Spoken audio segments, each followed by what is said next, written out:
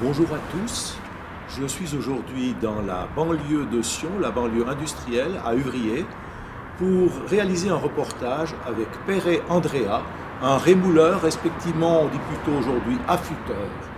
C'est un métier qui avait plus ou moins disparu il y a encore environ une dizaine d'années, mais qui revient en force grâce, on peut dire, à la fibre écologique qui naît aussi dans cette première partie du XXIe siècle. En effet, autrefois, on avait tendance à acheter des outils de qualité médiocre parce que c'était pas cher, et puis quand ils ne fonctionnaient plus bien, on les mettait à la poubelle. Aujourd'hui, on a tendance à préférer du matériel de meilleure qualité, mais qui, naturellement, peut être réparé, autrement dit aiguisé. Salut Andrea. Salut Bernard. Je te remercie d'avoir accepté de faire ce petit reportage sur ce métier d'affûteur, de remouleur. Il y a une question qui me turlupine. Autrefois, tu avais un métier plutôt intellectuel pour passer à un métier manuel. Qu'est-ce qui t'a déterminé dans ce changement?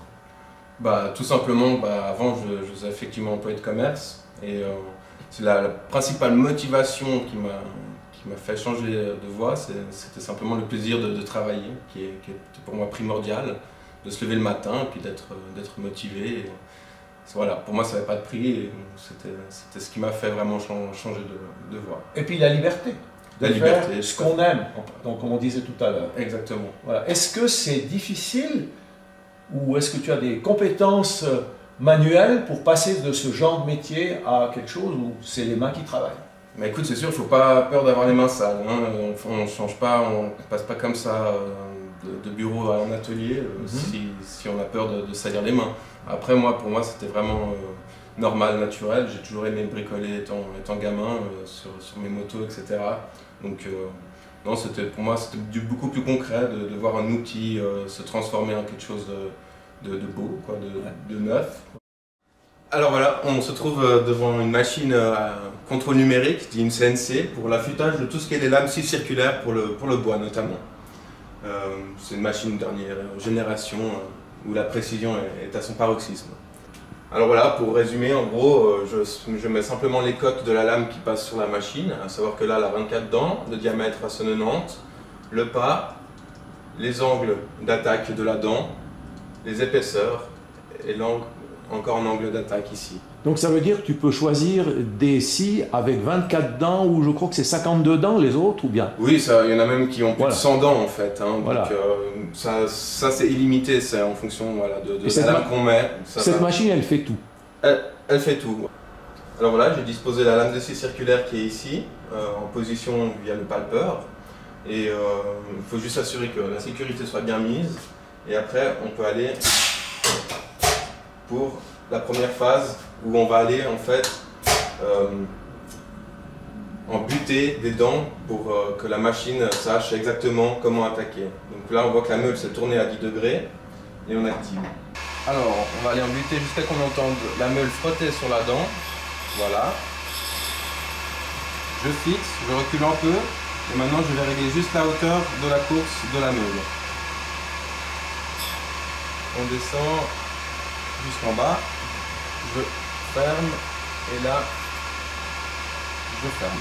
À partir de là, on va pouvoir fermer ici la machine pour que ce soit bien étanche et on active et ça marche.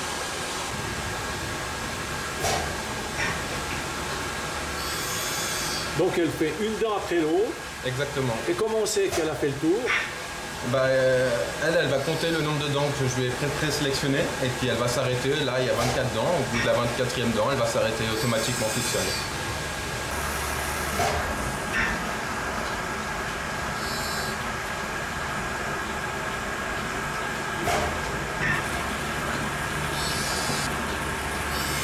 Et la machine, c'est exactement savoir, elle sait exactement quand il faut s'arrêter. Voilà. Pour dire que la dent est prête. Elle va s'arrêter dans maintenant 4 dents. Et le liquide qu'on voit là, c'est de l'huile minérale de refroidissement.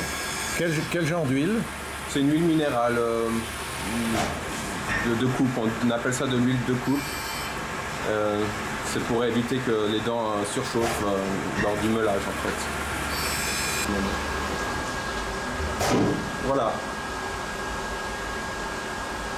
Et elle s'arrête pourquoi? Elle n'a pas fini encore. Si, les 24 dents sont passées, donc elle s'arrête automatiquement dès que toutes les dents ont été faites. Alors ça va plus vite que chez le dentiste alors. Hein. Ah oui, et c'est moins onéreux.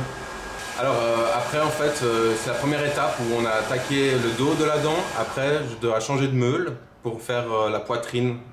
C'est une autre meule qui travaille à l'horizontale, de la même manière que vous venez de voir. Voilà. Puis après c'est terminé. Après c'est terminé, on peut changer de lame et puis passer à la suivante. Rémouleur, affûteur, est-ce qu'il y a une différence l'un avec l'autre ou pas? Non, simplement rémouleur c'était le nom qu'on donnait aux affûteurs à l'époque. C'était surtout le monsieur qui venait dans les villages une fois par semaine aiguiser les couteaux des gens avec sa vieille meule enfin, en pierre qui faisait tourner au pied. Et maintenant ça s'utilise plus vraiment. Donc toi tu vas pas à domicile avec ta petite charrette, non? Ah non, mais par contre je vais à domicile chez les gens chercher des outils, notamment chez les entreprises, mais aussi les particuliers qui me sollicitent et je vais volontiers chez eux chercher puis ramener les couteaux. Mais je les aiguise dans mon atelier, je ne le fais pas dans la rue en fait. L'électricité a changé beaucoup de choses. Quoi. Ah oui, et je pense que ouais, ça a pas mal changé effectivement. Ça n'a plus rien à voir, j'ai eu l'occasion de voir des anciennes meules, c'est vrai qu'elles n'étaient même pas très rondes. Ça tournait des fois un peu en vague et puis maintenant on est sur une précision qui n'est pas comparable en fait. Les objets traités ici dans l'atelier sont des outils de jardin, taille-haie, sécateur, tondeuse à gazon, des outils pour le bois, tronçonneuse, scie à ruban, scie circulaire, fraise, des objets domestiques, couteau, scie de trancheuse à viande, ciseaux. Voilà, j'arrive avec une série de couteaux, je ne sais plus très bien le prix, je demande que tu les aiguises. Est-ce que tu as des critères qui permettent de savoir que c'est un bon couteau, que ça vaut vraiment la peine ou qu'au contraire, le résultat ne va pas durer? Oui, bah alors les critères sont simples, hein. Un couteau qui a un manche en plastique qui est encore très épais sera de moins bonne qualité qu'un couteau de grande marque ou simplement c'est écrit sur la lame souvent quand c'est des grandes marques. Là on sait que c'est des bons couteaux. Après au niveau de l'affûtage, le résultat reste similaire, simplement après c'est une question de point de vue du client, comment il utilise ses couteaux en fait. Alors voilà, maintenant je vais vous montrer comment on affûte un couteau qui a besoin d'être affûté. Pour pouvoir tester son couteau, savoir s'il a besoin d'être affûté ou pas, on prend une feuille de papier blanche avec type A4 standard et on va exercer une petite pression en essayant de couper le papier sans trop appuyer, sinon la feuille se plie. Donc là le couteau il n'est pas affûté. Alors maintenant on va passer à l'étape de l'affûtage et puis on verra la différence avant et après. Alors là je prends un taille-meule et je passe pour nettoyer le grain pour avoir un résultat bien lisse. Alors j'ai fait deux biseaux, un côté droite et un côté gauche.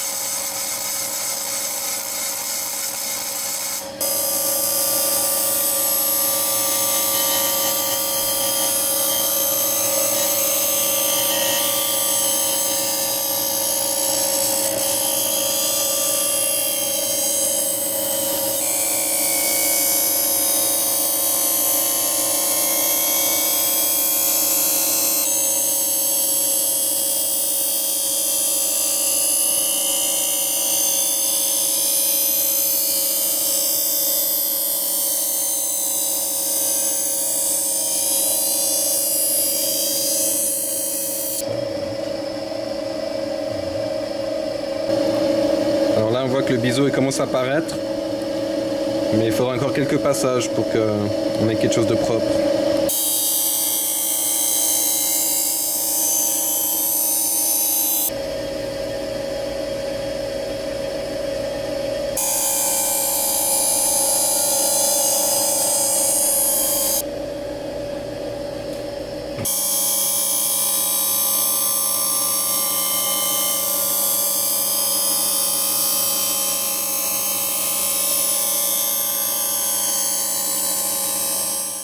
Alors voilà, maintenant je vais passer sur une deuxième meule en fait, qui a un grain bien différent, où c'est du caoutchouc et composé un peu de pierre dedans, ça fait penser à de la gomme en fait. Et ça va donner un côté poli.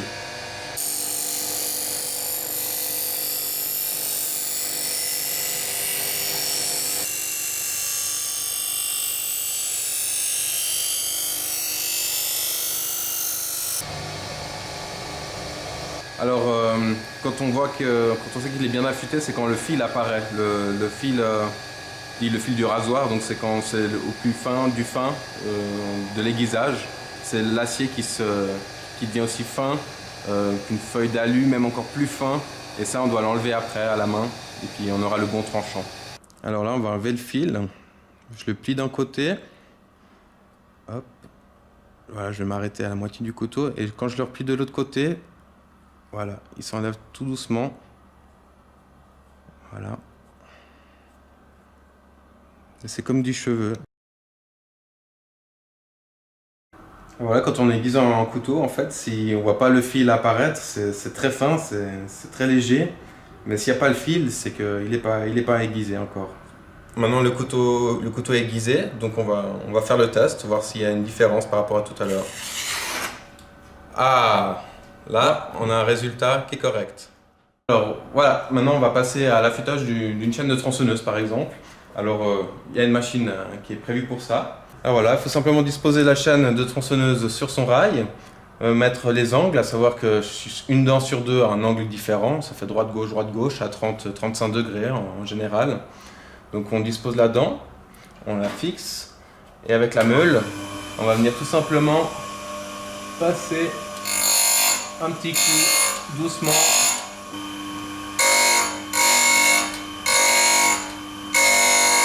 Alors voilà, là on voit que la dent elle est affûtée, elle est devenue bien tranchante avec son petit picot là. Et après à la fin, quand j'aurai fait toute la chaîne, il faudrait que j'enlève le limiteur qui est à l'arrière, qui se situe ici. Il faudrait que je le rabaisse un peu, parce que si je le rabaisse pas, il y a le limiteur qui va toucher le bois avant la dent, et on aura beau affûter la chaîne, ça ne coupera pas de bois. Alors là on est face à une dent qui n'est pas encore affûtée, on voit qu'il y a du blanc dit d'usure, qui fait qu'au bout d'un moment, le bois ne croche plus du tout sur la dent et c'est lisse. Donc il faudra refaire aussi ici. Quels sont les dangers de ce métier? Alors, les principaux dangers, c'est quand on est malveillant, quand on fait les choses trop systématiquement et qu'on ne regarde pas. Moi, ce qui tourne très vite, c'est les meules. C'est pas tellement les outils qui sont affûtés, mais c'est les meules qui tournent. Et ça arrive de temps en temps, un bout de peau qui gicle ou comme ça. Il faut avoir un pansement, mais il n'y a pas de réel danger pour mon intégrité physique en fait. Voilà. Donc pour l'instant, tu as toujours tes 10 doigts. Oui, ils sont là, pas de moignon, tout va bien. Quel conseil donner à monsieur et à madame tout le monde qui ont en particulier des couteaux à domicile pour qu'ils restent dans le meilleur état possible? Alors moi, ce que je préconise à mes clients, dans un premier temps, c'est clair, c'est toujours découper ses légumes ou sa viande sur une planche, soit de bois ou en plastique, prévue à cet effet. Ça, c'est la base. Pas travailler sur l'établi en marbre ou en acier, en alu ou autre. C'est la base. Après, il y a surtout l'entretien. À côté, par exemple, j'ai des clients qui viennent qui ont des couteaux avec des manches qui ont explosé parce qu'ils les mettent à laver dans la machine à laver. Il faut savoir qu'au bout d'un moment, le vernis du bois du manche disparaît et au bout d'un moment, ça craquelle et puis ça casse. Donc ça, c'est aussi une chose importante, c'est essayer de nettoyer ses couteaux à la main. Ça prend 2 secondes, l'essuyer au linge. Et surtout, après, ne pas le mettre dans un tiroir en vrac avec les autres couteaux, parce que ça, c'est ce qui abîme le plus le couteau.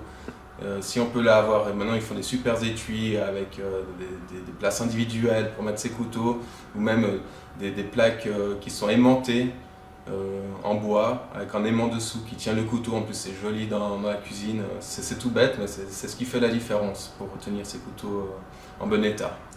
Après, voilà, pour l'utilisation du fusil, en cuisine, c'est bien pour un cuisinier qui veut assurer son service le soir.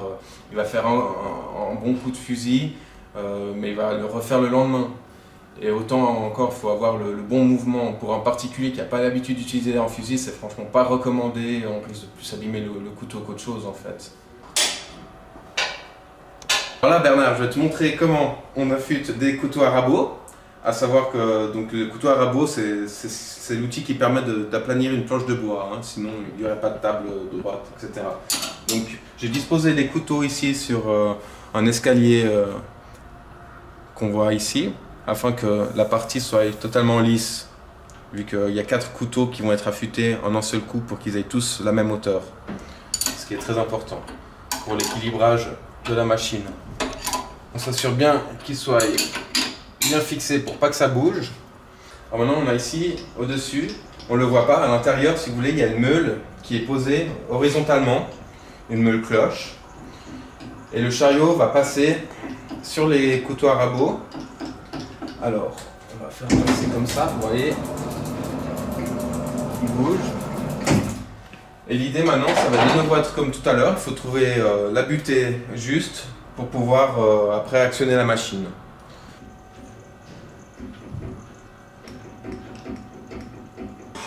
Donc je recule un peu. Ici. J'active l'eau parce qu'il y a de l'eau. Et on ramasse le chariot. Donc là, ça touchera encore.